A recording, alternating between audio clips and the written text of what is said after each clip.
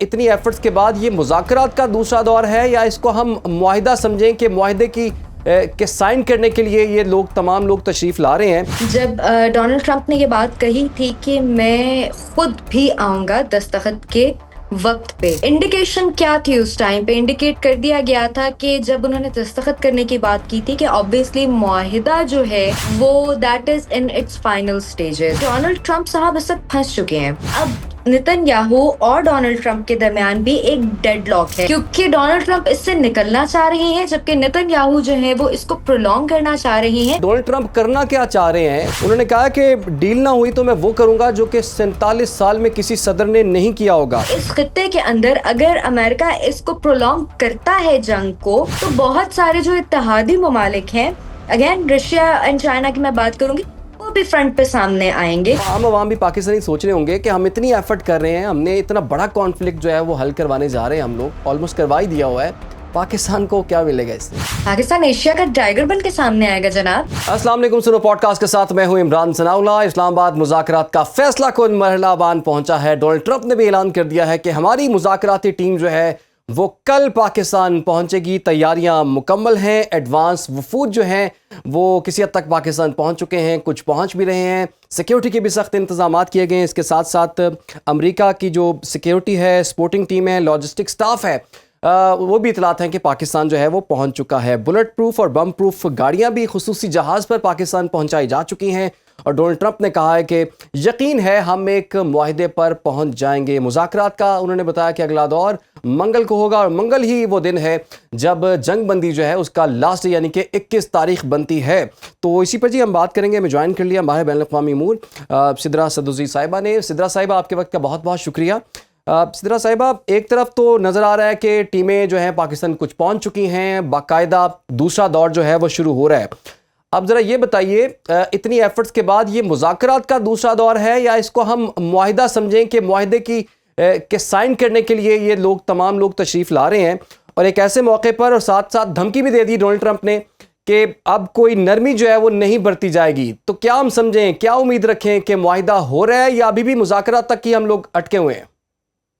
अच्छा, आपने ये देखा था कि 1 से 2 दिन पहले, 3-4 दिन पहले ग़ालिबन, जब डोनाल्ड ट्रंप ने ये बात कही थी कि मैं खुद भी आऊँगा दस्तखत के वक़्त पे, तो इंडिकेशन क्या थी उस टाइम पे? इंडिकेट कर दिया गया था कि जब उन्होंने दस्तखत करने की बात की थी कि ऑब्वियसली मुआहिदा जो है वो that is in its final stages.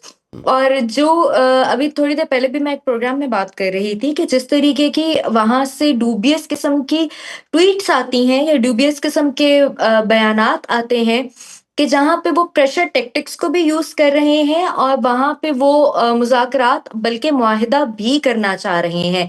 इस टाइम पे मुझे मेरी जो ज़ाती इसके ऊपर कैलकुलेशन है, वो ये है कि डोनाल्ड ट्रंप साहब इस वक़्त फँस चुके हैं।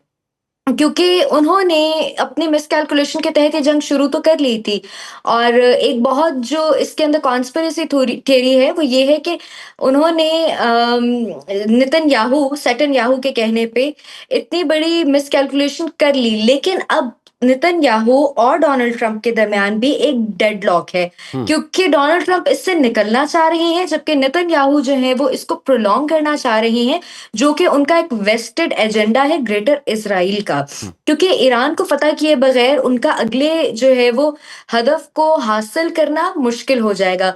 अब सिचुएशन ये है कि इसके अंदर डोनाल्ड ट्रंप किस चीज़ पे ब्लैकमेल हो रहे हैं या किस बात के ऊपर फँसे हैं, उसको फ़िगर आउट करना बहुत ज़रूरी है। हम एप्स्टीन फाइल्स का जो एक एलिमेंट है उसको नेगेट नहीं कर सकते इसके अंदर। और इसके अलावा आप ये देखिए कि डोनाल्ड ट्रंप जो कि मशहूर हैं तमाम कुदरती वसाइल के ऊपर कब्जा करने के लिए, तमाम कुदरती वसाइल को अपने अंडर लेने के लिए, जैसे उन्होंने वेनेजुएला में किया, जी। जिस तरीके से वो आइसलैंड के ऊपर नजरें जमा के बैठे हुए हैं। लेकिन यहाँ पे सिचुएशन डिफरेंट थी। ईरान ने अपनी जो डिफेंसिव पॉलिसी रखी है कि जहाँ पे स्ट्रेटेजिक पार्टनर्स को भी ईरान ने निशाना बनाया। आप ये देखिए कि इस 45-50 दिन की जो जंग है, इसके अंदर जो आपका इकोनॉमिक लॉस है, इस पूरे खित्ते का, आपके खलीजी ममालिक का, इवन अमेरिका का, क्योंकि अमेरिका में 2-3 दफ़ा एक ही महीने के अंदर जो है वो डोनाल्ड ट्रंप के अगेंस्ट रेज़ोल्यूशन आ जाती है कि इनके जंगी इख्तियारात को ख़त्म किया जाए। और वो रेज़ोल्यूशन क्यों आती है? क्योंकि अवाम की सपोर्ट डोनाल्ड ट्रंप को नहीं थी, क्योंकि बार-बार फंड्स को रिलीज़ करने की बात की गई थी। इवन इतने फंड्स माँगे गए कि जो उनकी अपनी इलेक्टोरल कैंपेन जो है, उससे भी 3-4 गुना ज़्यादा थे। ये बिल्कुल आपकी बात ठीक है कि इस वक्त डोनाल्ड ट्रंप जो है बिल्कुल फंसे हुए हैं, लेकिन वो तो प्रिटेंड ये कर रहे हैं जैसे उन्हें फ़र्क कोई नहीं पड़ता। उन्होंने कहा कि डील ना हुई तो मैं वो करूंगा जो कि 47 साल में किसी सदर ने नहीं किया होगा। फिर साथ में ये भी कहते हैं कि वक्त आ गया है ईरान के साथ लड़ाई हम अपनी ख़त्म कर दें। फिर ये कहते हैं कि हमारे बहुत से मामलात पर इत्तफाक भी हमारा हो चुका हुआ है। तो डोनाल्ड ट्रंप करना क्या चाह रहे हैं, उनकी मजबूरी क्या है, उनके पास टाइम क्या है? और जैसे कि आपने बताया कि बड़ा खर्चा इनका हो गया है, डेली जो है $2 बिलियन के उनके जंगी अखराजात हमें देखने को मिल रहे हैं। मुआशी लॉस जो है पूरी दुनिया का वो उससे अलग है। डोनाल्ड ट्रंप के पास अब भी कोई ऑप्शन है मुआहिदे के अलावा? क्या वो जो पहले एक चीज़ ये भी सामने आ रही थी कि अगर ये मुआहिदा नहीं होता तो फिर दोबारा से जंग शुरू हो जाएगी? अच्छा, B-2 बॉम्बार भी आ गए थे पिछले महीने। यूएसएस अब्राहम लिंकन जो है वो भी 2 ढाई महीने से पानियों में खड़ा हुआ था। उसके अलावा जो है बूट्स ऑन ग्राउंड की भी बात हो रही थी कि कल या परसों जो है वो हम अपनी इतनी-इतनी आर्मी को भेज देंगे। फिर हमने ये भी सुना था कि हम इनके ऊपर न्यूक्लियर अटैक कर देंगे। डोनाल्ड ट्रंप जो है वो बार-बार पे ये भी कहते थे 5 रोज़ा जंगबंदी हो जाए। फिर ये भी कहते थे कि हमने तो अपने अहदाफ हासिल कर लिए, अब हमारे पास कोई हदफ नहीं बचा। तो जो बिल्कुल उनकी नो पोल्स अपार्ट किस्म की स्टेटमेंट्स आती हैं, तो उनसे ये बात साफ ज़ाहिर है कि डोनाल्ड ट्रंप जो है वो यूनिलैटरली अपने आप को डिक्लेयर करके निकलना चाह रहे थे, जिसकी सिचुएशन ईरान ने आने नहीं दी। क्योंकि अगर आप ईरान की तरफ से स्टेटमेंट्स को देखें, तो ईरान का स्टांस बहुत क्लियर था कि हम अगले 10 साल तक जंग लड़ सकते हैं, लेकिन ये 10 साल तक जंग लड़ना अमेरिका इस वक़्त अफ़ोर्ड नहीं कर सकता। इस वक़्त डोनाल्ड ट्रंप जो है वो कैरेट इन वन हैंड और stick in the other hand, वो सिचुएशन लेके चल रहे हैं कि जहाँ पे वो प्रेशर टैक्टिक्स को भी यूज़ कर रहे हैं और जहाँ पे वो इस जंग से निकलना ऑनरेबल एग्ज़िट, हम्म। जो एक ऑनरेबल एग्ज़िट है उसका भी रास्ता लेना चाह रहे हैं। इस वक़्त मुआहिदा करने के अलावा और जंगबंदी करने के अलावा डोनाल्ड ट्रंप के पास कोई दूसरा रास्ता नहीं है, कोई तीसरा ऑप्शन ऑन टेबल नहीं है कि जिसको वो एक्सरसाइज़ कर सकें, क्योंकि 2-3 फैक्टर्स हैं। एक फैक्टर तो ये है कि ईरान के जो इत्तेहादी ममालिक हैं, जिसमें हम चाइना की बात करें और रशिया की बात करें, वो बड़ा स्ट्रांगली जो है वो ऑन फ्रंट नहीं आए। लेकिन हमें ये सब पूरी दुनिया इस बात की शाहिद है कि उन्होंने ईरान को बहुत स्ट्रांगली सपोर्ट और बैक किया है। दूसरी सिचुएशन ये है कि अमेरिका इस टाइम पे जो सुपर पावर की एक पोज़ीशन को एन्जॉय कर रहा है, अमेरिका उस पोज़ीशन से अभी इतनी जल्दी उतरना नहीं चाहता, क्योंकि उसको पता है कि अगला सुपर पावर आपके पास जो है वो रशिया और चाइना के फॉर्म में इस खत्ते में मौजूद है। तीसरी सिचुएशन ये है कि इस खत्ते के अंदर अगर अमेरिका इसको प्रोलॉन्ग करता है जंग को, तो बहुत सारे जो इत्तेहादी ममालिक हैं, अगेन रशिया एंड चाइना की मैं बात करूँगी, वो भी फ्रंट पे सामने आएँगे, क्योंकि वो अमेरिका को इस खत्ते में आके बैठने नहीं देंगे। तो ऑनरेबल एग्ज़िट के अलावा इस टाइम पे अब कोई ऑप्शन ट्रंप के पास अवेलेबल नहीं है। तो ऑनरेबल एग्जिट आपको ये नज़र आ भी रहा है या नहीं आ रहा? क्योंकि डोनाल्ड ट्रंप तो एक ट्रॉफी लेना चाहते थे ना, वो तो इनको नहीं मिली। वो तो यही समझते थे वेनेजुएला का सदर जिस तरह से अगवा करके ले गए हैं, इसी तरह से हम रजीम चेंज कर देंगे। ना रजीम चेंज हुई, ना कंप्लीट सरेंडर हुआ। अच्छा, ईरानी जो हैं बड़े टफ निगोशिएटर जो हैं वो भी साबित हुए हैं। आपको क्या लगता है कि डोनाल्ड ट्रंप जो है वो ट्रॉफी लेने के लिए जिसे कहा जा रहा है, क्या वो इस्लामाबाद आएंगे? चूंकि पहले तो उन्होंने कहा था कि वो जा सकते हैं, अगर मुआहिदा होता है उस पर दस्तखत होते हैं, डोनाल्ड ट्रंप आ सकते हैं पाकिस्तान? ज़रूर आएँगे। डोनाल्ड ट्रंप इस्लामाबाद ज़रूर आएँगे, क्योंकि उनको बहुत शौक है तमाम जंगों की जंगबंदी का क्रेडिट अपने सर पे लेने का। तो जिस तरीके से वो हर रोज़ उठ के दुनिया को ये बताते हैं, मैंने इतनी जंगें रुकवाई, मैंने उतनी जंगें रुकवाई, अब मुझे नोबेल प्राइज़ मिलना चाहिए। तो इंशाअल्लाह मैं बहुत पॉज़िटिव हूँ कि मुआहिदा हो जाएगा। देखिए, वो ममालिक जो 40 साल से एक-दूसरे के साथ ऐसी सिचुएशन में थे कि जिसको हम जंग की तो नहीं कह सकते, लेकिन कन्फ्रंटिंग सिचुएशन थी। जंग तो अभी हमने जो है वो 28 फरवरी से होते हुए देखी ना, तो इसको ख़त्म करवाने के लिए, और ये एक बहुत बड़ा क्रेडिट जो पाकिस्तान के सर पे जाता जाता है कि जिन्होंने ना सिर्फ खलीजी ममालिक को ईरान पे हमला करने से रोका, बल्कि इन दोनों ममालिक को जो साल हर साल एक दूसरे के साथ जो है वो टाई अप हुई हुई थी, जिनकी सिचुएशन या डेडलॉक की सिचुएशन थी, या जिनका एक दूसरे के साथ ये एक प्रिजम्पशन थी कि this can happen at any time. तो उन ममालिक को पीसफुली पाकिस्तान ने पहला दौर मुज़ाकरात का हुआ टेबल पे बिठाया। मैंने बहुत सारी आवाज़ें इवन कुछ जो शरपसंद अनासर पाकिस्तान में मौजूद है उनसे भी सुनी थी कि मुआहिदा नहीं हुआ, ये नहीं हुआ, फ़ायदा क्या हुआ? देखिए, दो ऐसे कंट्रीज जो 40 साल से एक दूसरे के साथ वन वे और द अदर एनिमोसिटी लेके बैठे हुए थे, उनको एक टेबल पे लेके आ जाना बहुत बड़ी सिफारती कामयाबी थी। और बिल्कुल। उसके बाद अब दोबारा उनको टेबल पे लेके आना और मुआहिदे की तरफ, जिसकी इंडिकेशन हमने नहीं डोनाल्ड ट्रंप ने दी थी कि मुआहिदे पे दस्तखत करने के लिए मैं बनफ्से नफीस खुद हाजिर होऊंगा। तो उन उन कंट्रीज के दरमियान एज अ मीडिएटर किरदार अदा करना, तो ये तो मतलब पाकिस्तान जो है, I can see Pakistan as new tiger of Asia इंशाल्लाह वेरी सून।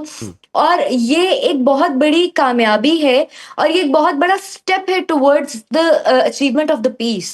अच्छा ये बताइए, वो एक तो दो तीन मसाइल जो थे जो कि अटके हुए थे, जो डिसाइड नहीं हो रहे थे। एक तो आबनाए हुर्मुज़ वाला मामला था, ईरान ने आबनाए हुर्मुज़ खोलने का ऐलान कर दिया, उधर अमेरिका ने उनकी नाकाबंदी जो मज़ीद टाइट कर दी, ईरान ने फिर उसे बंद कर दिया। दूसरा मसला था यूरेनियम इनरिचमेंट का। अब वो कह रहा है कि जी आप 20% भी नहीं इनरिच कर सकते, आप 3.67% भी नहीं कर सकते, 3% भी नहीं कर सकते, आप 0% जो है उस पर चले जाएं। तो 0% तो ये तो ईरान का हक है कि वो कम से कम 20% तो कर ही सकता है, या 3.6 का तो वैसे भी वो ज़हनी तौर पर और वैसे भी तैयार बैठा हुआ था। तो ये जो इतना मुतालबा बढ़ा देते हैं, आपके ख्याल में इसमें क्या बात तय हुई होगी फिर? अच्छा देखिए, मीडिएटर्स का किरदार क्या होता है इस सिचुएशन में? मीडिएटर्स का किरदार ये होता है कि दोनों पार्टीज को कुछ लो और कुछ दो की सिचुएशन पे लाके उनका अग्रीमेंट करवाना। यूरेनियम की आपने बात की, मैं थोड़ा सा आपको पास्ट रिजीम का जो है उसका रेफरेंस देना चाहूंगी। हमने देखा था कि आयतुल्लाह खामनाई साहब, उनके जो एक आइडियोलॉजी थी, उस आइडियोलॉजी के अकॉर्डिंग यूरेनियम के ऊपर मुज़ाकरात या 0% या 3% के ऊपर मुज़ाकरात जो हैं वो उनके साथ मुमकिन थे और हो रहे थे, क्योंकि उनके नजरिए के मुताबिक शायद न्यूक्लियर रखना भी that was something related to legitimacy and illegitimacy. लेकिन जो नई रजीम है, जो नए लीडर हैं, वो उनकी आइडियोलॉजी डिफरेंट है। वो दुनिया के साथ और दुनिया के तकाज़ों को समझ के चलने वाले। मैं ये नहीं कह रही कि आयतुल्लाह खामनाई साहब दुनिया के तकाज़ों को नहीं समझ रहे थे या समझ के नहीं चल रहे थे, उनका अपना बहुत मकाम था। और आज भी वो ईरान के जितने अवाम है या इवन जो जितने भी ममालिक मुसलमान ममालिक हैं, उनके दिलों में वो अभी भी जिंदा और जावेद हैं। लेकिन थोड़ा सा आइडियोलॉजिकल डिफरेंस है। यहाँ पे अगर हम यूरेनियम की बात करें तो ईरान अपने जो फंडामेंटल राइट है उससे बैक ऑफ नहीं होगा। और जो मीडिएटर है, मीडिएटर का रोल भी यही है कि कुछ लो और कुछ दो की पॉलिसी पे दोनों पार्टीज को एग्री करवाया जाए। बिल्कुल। अच्छा, कुछ लोग कुछ दो की पॉलिसी तो यकीनन इसमें होगी, होनी भी चाहिए, तभी मामला तय होता है। पहले ये तासुर मिला था कि जब फील्ड मार्शल पहुँचे ईरान और उन्होंने मुख्तलिफ़ क़यादत से मुलाकात की, वो पाज़रान इनकलाब भी गए, ख़ातमुल अंबिया के हेडक्वार्टर भी गए, सदर से भी उनकी मुलाकात हुई, वज़ीर ख़ारजा से भी हुई, दीगर शख्सियात से भी हुई। 3 दिन उनको लगे वहाँ पर। इसका मतलब ये समझ आती है कि कहीं ना कहीं कुछ चीज़ें इख्तलाफ मौजूद था जिसको तय करने के लिए 3 दिन लग गए। अब भी तासुर ये है कि वो डोनाल्ड ट्रंप कह रहे हैं कि मेरी मुज़ाकराती टीम जो है वो पाकिस्तान आ रही है, मुज़ाकरात का दूसरा दौर जो है यहाँ पर हो रहा है। आपको लगता है अभी भी कुछ चीज़ों पर इख्तलाफ मौजूद होगा, या बैक एंड पर कुछ चीज़ें डिसाइडेड हैं, बस सिर्फ अब साइन होने बाकी हैं? देखिए, सबसे बड़ा तो इसके अंदर जो हिकअप है वो ये है कि इस बात की गारंटी कौन उठाएगा कि आज के बाद जो है वो अमेरिका या इज़राइल की तरफ से जंग नहीं छेड़ी जाएगी। अनफॉर्चुनेटली डोनाल्ड ट्रंप या नेतन्याहू का जो एक कैरेक्टर और पर्सनालिटी है वो इस किस्म की निकल के हमारे सामने आई है कि उनकी गारंटी उठाने के लिए दुनिया का कोई भी मुल्क इस वक्त तैयार नहीं है। अगर मैं यूएन की भी बात करूं तो यूएन भी एज अ गारंटर सामने नहीं आएगा, बिकॉज माजरत के साथ, लेकिन यूएन का इस वक्त जो रोल है पिछले कुछ अरसे से वो डेड बॉडी ऑफ रेजोल्यूशंस वाला रोल निकल के सामने आया है। तो जो रिजर्वेशंस ईरान की सबसे पहले सामने आ सकती हैं, इनफैक्ट आई भी होंगी, वो तो मुआहदा जब हमारे सामने आएगा और जब हमें मज़ीद उसकी शिकों के बारे में पढ़ने का मौका मिलेगा, तो हम उसके ऊपर ओपनली कमेंट कर सकेंगे। लेकिन इस वक़्त सबसे इम्पोर्टेंट है कि ईरान को गारंटी चाहिए, प्लस जो आपके इकोनॉमिक रिज़र्व्स अमेरिका के पास रखे हुए हैं, ईरान उनकी वापसी का भी तकाज़ा कर रहा है, उनकी वापसी का भी जो है वो इट्स अ डिमांड। थिर्डली कि ईरान का जितना नुकसान हुआ है, हम देखते हैं कि ईरान बहुत अरसे से सैंक्शंस के अंडर है और ईरान की वो इकोनॉमिक स्टेबिलिटी नहीं हो सकी कि जो दुनिया के बाकी ममालिक की थी। और ईरान की अगर आप इंफ्रास्ट्रक्चर की बात करें, तो इंफ्रास्ट्रक्चर का भी बहुत ज़्यादा नुकसान हुआ है। जी। तो ये 2-3 ऐसे पॉइंट्स हैं कि जिसके ऊपर डेफ़िनेटली ईरान जो है वो अपने नुकसान को भरवाना चाहेगा, अपने नुकसान को जो है वो उसको पूरा करवाना चाहेगा। लेकिन सबसे इम्पोर्टेंट पॉइंट जो है इसके अंदर, ये गारंटी कि आज के बाद ये मिसएडवेंचर या मिसकैलकुलेशन नहीं की जाएगी, और secondly the second point is uranium. Hmm. आबनाए हुर्मुज़ की अगर बात करें, तो आबनाए हुर्मुज़ जो है वो that is again that could be a point. हम स्वेज़ लेक की बात करें या पनामा लेक की बात करें, तो कुछ अरसे के लिए हमने देखा था कि वहाँ पे भी एक टोल टैक्स जो है उसको नाफ़िज़ कर दिया गया था। और अगर आबनाए हुर्मुज़ के ऊपर भी एक टोल टैक्स नाफ़िज़ कर दिया जाता है, लेट्स से फॉर 6 मंथ्स और 1 ईयर, तो that could be another possible way कि जहाँ पे ईरान को थोड़ी इकोनॉमिक स्टेबिलिटी दी जा सकती और है। ये चीज़ अमेरिका और खलीजी ममालिक को एक्सेप्टेबल होगी, टोल अदा करना? That could be a bone of contention and that could be a point of concern. लेकिन अगर हम ये देखें कि प्रेसिडेंट मौजूद है या नहीं, तो ऑब्वियसली हमारे पास प्रेसिडेंट मौजूद है। मैंने अभी 2 लीक्स का ज़िक्र किया है कि हम्म। जहाँ पे ये एक प्रेसिडेंट ऑलरेडी हमने देखा है। आपने बात की खलीजी ममालिक की, तो खलीजी ममालिक का भी कम नुकसान नहीं हुआ। उनके इंफ्रास्ट्रक्चर का, उनकी इकोनॉमी का, उनके टूरिज़्म का जो है, क्योंकि वो स्टेट्स जो दुनिया में सबसे ज़्यादा सेफ समझी जाती थी और टूरिस्ट वहाँ पे जाते थे, लोग वहाँ पे इन्वेस्टमेंट करना सेफेस्ट समझते होते थे। आज आप ये देखिए कि उनका जो इकोनॉमी जिस तरीके से डाउन गई है due to the retaliation from Iran, तो उनका भी एक इकोनॉमिक स्ट्रक्चर जो है वो शेकन अप हो चुका है। लेकिन अगेन जिस तरीके से मैंने बात की कि कुछ लो और कुछ दो की बुनियाद पे मुआहिदा जो है वो तय पाएगा, और मैं ये नहीं कहती कि ईरान ये टेबल के ऊपर रखेगा एक ऑप्शन के फॉरएवर आप जो है वो आप नए हुमस पे टोल टैक्स दें। लेकिन it may be 6 months, it may be 1 year, कि जहाँ पे ईरान को दुनिया के साथ कदम से कदम मिला के चलने में तो अभी बहुत टाइम लगेगा, लेकिन उस लाइन पे आने के लिए थोड़ा-सा अपने लिए भी जो है वो पुल बनाने पड़ेंगे और बंध बंध बाँधने पड़ेंगे। अच्छा, ये बताइए इसराइल का क्या बनेगा? क्योंकि वो तो स्पॉइलर है और हर दफ़ा जब भी मुज़ाकरात हो रहे होते हैं वो कोई ना कोई अटैक कर देता है। इस दफ़ा उसे काबू कर लेगा डोनाल्ड ट्रंप, और इतनी खामोशी से, चूँकि हम देख रहे हैं इतना बड़ा इवेंट, मेगा इवेंट और मुआहदे पर दस्तखत हो रहे हैं, लेकिन इसराइली कोई नुमाइंदा टेबल पर मौजूद नहीं है। वो कैसे हज़म कर लेगा इस चीज़ को, और क्या इस चीज़ की गारंटी है कि वो आइंदा शिरकत ना करे फिर? अभी थोड़ी देर पहले मैं एक प्रोग्राम में थी और वहाँ पे भी इनफैक्ट यही बात चल रही थी कि इस वक़्त डोनाल्ड ट्रंप और नेतन्याहू के दरमियान भी एक डेडलॉक की सिचुएशन सामने आ रही हुँ। है, कि जहाँ पे डोनाल्ड ट्रंप जो है वो मुस्तकिल तौर पे मुज़ाकरात करना चाह रहे हैं, मुआहदात करना चाह रहे हैं, लेकिन जो नेतन्याहू हैं वो मैं ना मानूँ वाली रट लगा के बैठे हुए हैं और वो इस चीज़ को रेज़ोल्यूशन की तरफ नहीं आना चाह रहे। अगेन जिस तरीके से डोनाल्ड ट्रंप की तरफ से एक पॉजिटिव स्टेटमेंट आती है, तो इज़राइल की तरफ से एक ऐसा एक्ट सामने आ जाता है कि जो सबोटाज कर देता है सारी एफर्ट्स को। Again I will come back to the point where I mentioned about the guarantee, कि इस वक़्त कोई भी दुनिया का मुल्क या कोई भी सरबराह या कोई भी स्टेट जो है वो गारंटी उठाने के लिए तैयार नहीं है इज़राइल की और यूएसए की। आप ये देखिए कि इस टेन्योर के बाद, क्योंकि वी ऑल नो कि डोनाल्ड ट्रंप जो है वो खुद भी, उनके भी वारंट्स जो हैं वो निकले हुए हैं। He himself is declared as a criminal. Netanyahu की मैं बात करूं तो वो तो आईसीसी से वैसे ही जेनोसाइड के केस में एक वो छुपते फिरते हैं, बहुत सारे ममालिक में जाते नहीं हैं क्योंकि उनको पता है कि अरेस्ट ऑन अराइवल हो जाएगा। और ही himself is a declared criminal जिनके अरेस्ट वारंट जारी हो चुके हैं। हम्म। तो इस वक्त अमेरिका के लिए बहुत ज्यादा इम्पोर्टेंट है और अमेरिका के लिए चैलेंज है एक बहुत बड़ा कि वो किसी भी तरीके से नेतन्याहू को जो है वो मनाए या नेतन्याहू को प्रेशराइज करें, क्योंकि नेतन्याहू का एक बहुत बड़ा जो अपना इंटरेस्ट है वो ग्रेटर इजराइल है, और ग्रेटर इजराइल के मंसूबे को ईरान को फतह किए बगैर ये मंसूबा आगे नहीं बढ़ सकता। हमने देखा इराक की सिचुएशन हमने देखी, लिबिया की सिचुएशन हमने देखी, तो ईरान वाज अ वेरी ये एक हार्ड कोर सिचुएशन थी नेतन्याहू के लिए भी, क्योंकि उन्होंने अगर ग्रेटर इजराइल जो कि उनके रिलीजन का एक हिस्सा है और जो उनका क्लेम है, वो उस क्लेम को मुकम्मल करने के लिए या अपने उस वेस्टेड इंटरेस्ट को पूरा करने के लिए इस वक्त इजराइल की तरफ से एक वो जिसको कहते हैं ना, द बेल्स आर रिंगिंग, और वो बेल्स जो है वो खतरे की घंटियां हैं।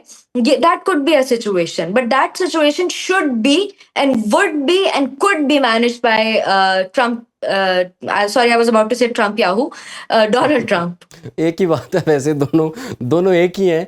अच्छा ये मुझे बताइए, जैसे कि prime minister of Pakistan Shahbaz Sharif साहब की एफर्ट्स पूरी दुनिया एक्नॉलेज कर रही है, फील्ड मार्शल की स्पेशली, वो तो डोनाल्ड ट्रम्प जो है वो थकते नहीं हैं, वो तो तारीफ़ों के पुल बांधी जा रहे हैं। और दुनिया ने देखा है, हसन इकबाल साहब की शायद एक बयान सामने आया था, वो कहते हैं कि वज़ीर-ए-आज़म शहबाज शरीफ की एक ट्वीट से जंगबंदी के हवाले से उन्होंने की थी, उससे पूरी जो ग्लोबल इकॉनमी है उसको $350 बिलियन का जो है वो फ़ायदा हुआ, स्टॉक एक्सचेंज जो है वो बढ़ गई, इसके साथ साथ ऑयल प्राइसेस जो हैं वो कम हो गई। तो पूछने वाले ये पूछते हैं, आम आवाम भी पाकिस्तानी सोच रहे होंगे कि हम इतनी एफर्ट कर रहे हैं, हमने इतना बड़ा कॉन्फ्लिक्ट जो है वो हल करवाने जा रहे हैं, हम लोग ऑलमोस्ट करवा ही दिया हुआ है, पाकिस्तान को क्या मिलेगा इससे? पाकिस्तान एशिया का टाइगर बन के सामने आएगा जनाब। पाकिस्तान के लिए तो आप ये देखिए कि अच्छा आपने बात की, तारीफ तो डोनाल्ड ट्रम्प तो करते हैं, लेकिन तारीफ वो है जो दुश्मन करे। आपने देखा नहीं पड़ोस मुल्क के अवानों के अंदर क्या बातें हो रही है कि हम थे जो डेमोक्रेट्स थे और हम अमन की बात करते थे, तो ये सारा क्रेडिट तो पाकिस्तान ले गया। तो पाकिस्तान के लिए बहुत ज्यादा इन्वेस्टमेंट अपॉर्चुनिटीज सामने आएंगी। पाकिस्तान के लिए जो है वो पाकिस्तान का तो वकार अल्हम्दुलिल्लाह बयान मरसूस के बाद एक अलग लेवल पे है अल्हम्दुलिल्लाह, कि जिस तरीके से हमारी डिफेंस फोर्सेस ने एक डिफेंस और रिटेलिएशन जो है उसको वो उसके अंदर उभर के सामने आया था। तो मैं इस तमाम सिचुएशन के बाद पाकिस्तान को एशिया का इंशाल्लाह इंशाल्लाह इंशाल्लाह टाइगर बनते हुए देख रही हूँ। आप ये देखिए कि हमारा, अगर मैं पाकिस्तान की बात करूं, तो हमारा एक बहुत खूबसूरत सूबा है, हमारा एक बहुत ही कुदरती वसाइल से मालामाल सूबा है बलूचिस्तान के, जिसके अंदर इस वक्त बहुत सारी इन्वेस्टमेंट अपॉर्चुनिटीज मौजूद है। मैं सैंडिक की बात करूं, रिकोडिक की बात करूं, सीपैक की बात करूं, road and belt and road initiative की बात जी। करूं, तो पाकिस्तान जो है वो ममालिक जो कराची आया करते थे छुट्टियां गुजारने के लिए, और जिनके ठीक। रईसा और उमरा कहा करते थे कि काश के हमारा मुल्क भी कराची जैसा हो जाए, तो अब वो वक्त वापस आएगा कि जो लोग यहाँ आया करते थे टूरिज्म के लिए, वो पाकिस्तान के हर हिस्से को देख के ये ख्वाहिश किया करेंगे कि काश हमारा मुल्क भी ऐसा हो जाए। जी, पाकिस्तान का वकार बड़ा बुलंद हुआ है और ये वो कॉन्फ्लिक्ट पाकिस्तान ने रिजॉल्व करवाया है जो कि सुपर पावर्स नहीं करवा सकी, और पाकिस्तान ने जिस तरह की सिफारतकारी है, पूरी दुनिया में ऐसी सिफारतकारी हमें देखने को नहीं मिलती। बहुत बहुत शुक्रिया आपका सिद्रा सदुजी साहिबा, आपने हमें वक्त दिया। और नाज़रीन, इसके साथ ही पॉडकास्ट का वक्त भी ख़त्म हो जाता है, इजाज़त दीजिए, अल्लाह हाफ़िज़।